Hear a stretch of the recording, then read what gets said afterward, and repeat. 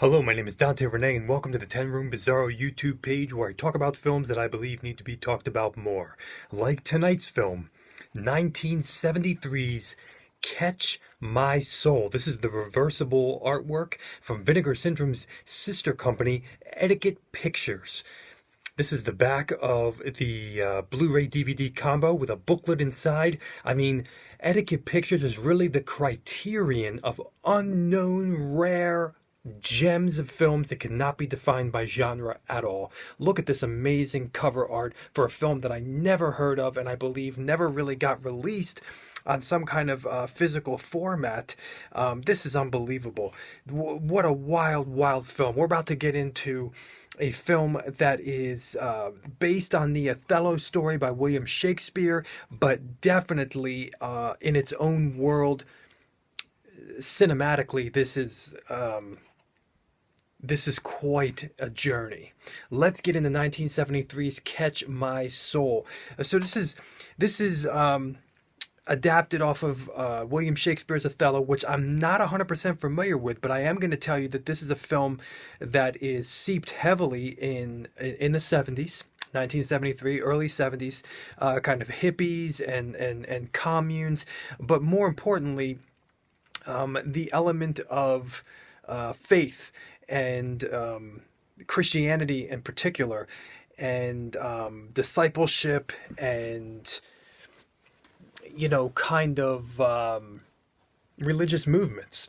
Definitely in the 70s. I mean, the 70s was a huge time for lots of discoveries of whether it be the occult, but also on the flip side, religions as well, like Christianity, Protestantism or Catholicism.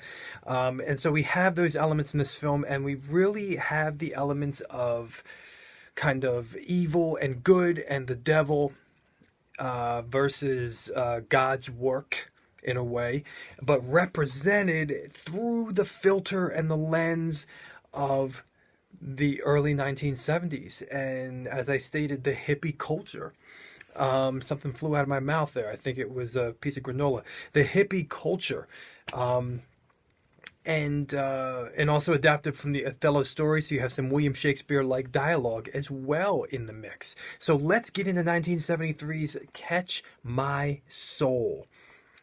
I made some notes here, so you're going to see my eyes divert because there are plenty of notes. This is noted almost like as a rock opera, this film. It is a 96-minute musical, cinematic, wild journey. Okay, there's a title card in here that says Santa Fe Satan. I don't know if that was an alternate title. We have narration from the get-go in this film, and it starts to unravel who the person is who's narrating, and it's haunting and it's interesting. We have this kind of Shakespearean language versus 1970s hippie culture, so it's kind of the both of those things together, and it's very interesting.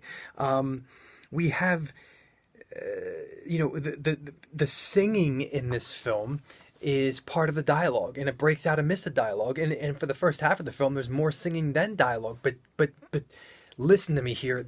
If you don't like musicals, you could still love this movie, because this is unlike any musical cinematic film I've ever seen before, in that it doesn't feel like a musical at all.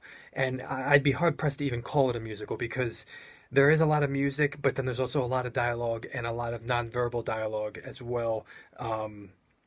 Just in physical body and in action, and in environment and in atmosphere.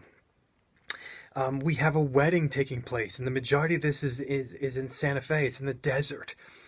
And there's a wedding taking place, and there is kind of a leader of a Christian movement of sorts, and with disciples, and they're calling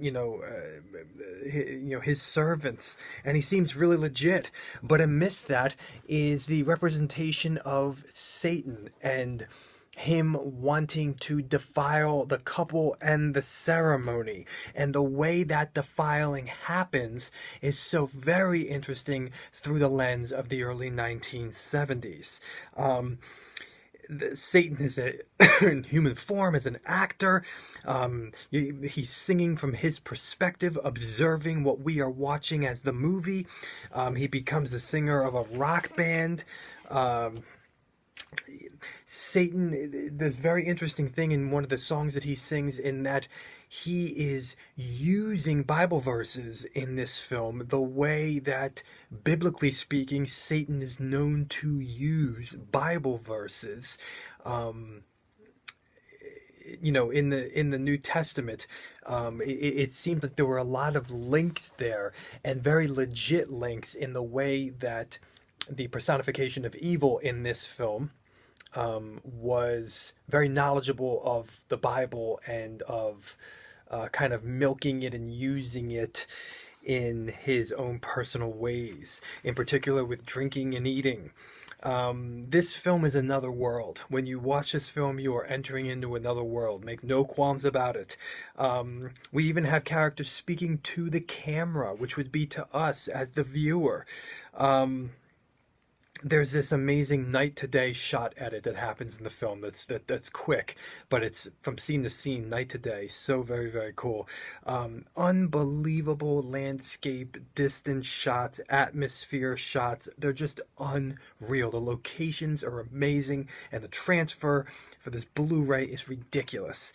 It's from the negative. I mean, this is just unbelievable. There's this great quote that the devil says to his kind of woman, wife, mistress. He says, "Try to look converted." Basically, try to look Christian. That hat doesn't look like you're godly, or something like that. Try to look converted. That was a great line. Music-wise, we have guitar. Acoustic guitar. We have banjo, folk, 70s rock, gospel, disco. We got one of the leads in the film is Richie Havens. Richie Havens, oh my gosh, he's amazing. I've always loved his music in general, and he's the lead in this film with tons of music, tons of singing, and unbelievable acting. So we have his style of music, if you know it, also the blues, and also some low-level orchestration that turns into some horrific, terrifying, dark, ambient, or just dark atmospheric orchestration that you would hear in a horror film. We have another quote in this movie that says, "Men should be what they seem." I thought that was really interesting. What they seem. Satan in this film is focused on division, on guilt, and he wears a cross, and he wears a cross. I think that's the best thing to say there. There's this unreal black painted school bus that the devil resides in with his woman, and it is dark and scary and insane, and it has the loudest door. It's like the loudest thing in the whole film, louder than any of the music. When the school bus door opens or shuts, and inside it's like a white science fiction world. It's like white light, and there are some very intense sequences happening inside of that school bus with the devil. Very bizarre, very disconcerting, and disturbing. We have elements of Satan bringing, jealousy and lies, and jealousy being a theme linked to evil and lies. There's this great scene with a handkerchief being pulled out of the kind of the devil's fly. We have look for the steam kind of coming off of Richie Havens' body. I mean, it looks like some of the trees out there were changing colors. I don't know if it was cold out there, but his whole body had steam kind of pouring off of it in one of the scenes. And it's interesting that the evil character, Satan, in this film, I believe it's supposed to be Satan, really focuses on, or wants to bring people into the focus of how horrible basically humanity is. And he's trying to direct people to how horrible humanity is, and which will bring discouragement and loss of faith and more things. There's this crazy scene of kind of screaming the word handkerchief.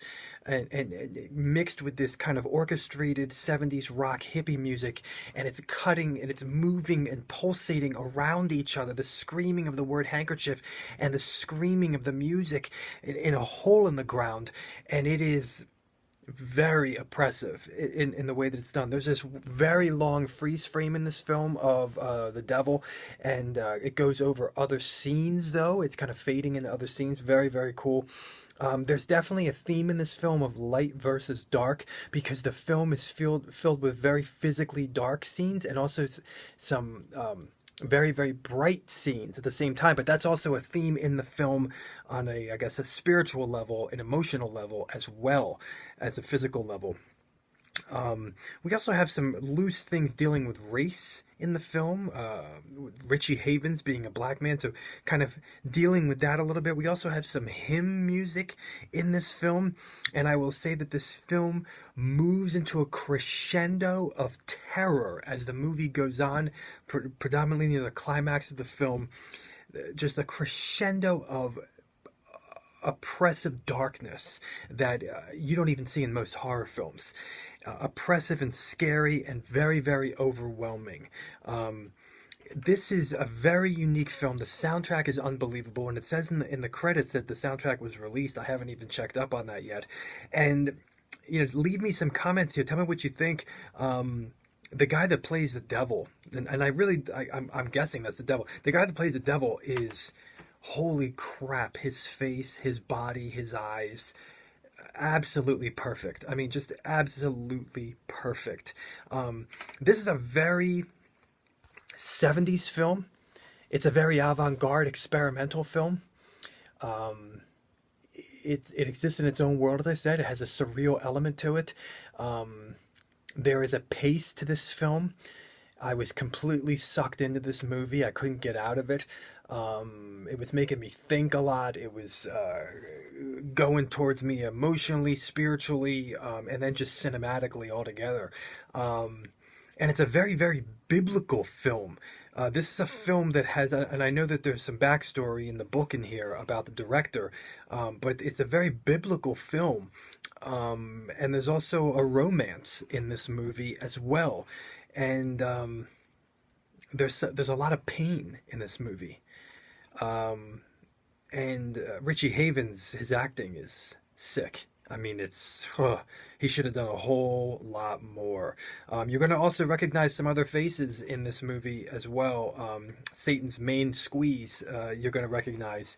And as this film could be watched by people in different ways. And some people might look at things, some of the things as a cult or something, and some other people are going to see it just as some wild 70s people and a real jerk, who's after him. But if you listen to the lyrics of the songs and you hear the dialogue, there are some very, very biblical things happening here on the Judeo-Christian front. Judeo-Christian front. That's what I meant to say. Here it is, folks, 1973, Catch My Soul. I've never seen anything like this before. And this is truly an unbelievable musical that is the anti-musical, because it really dupes you into not even knowing that you're hearing people singing or hearing music throughout the entire film wall to wall. You have no idea. You have no idea. You're just hearing amazing music. Thank you so much for watching the 10 Room Bizarro YouTube page, and thank you Vinegar Syndrome and Etiquette Pictures. I purchased this, or actually no, I think I won this. There was a contest or something, but this thing goes for about 20 bucks, 25 bucks. I can't even remember. I think I did buy this actually, but it was a little while ago. Thank you so much and good night.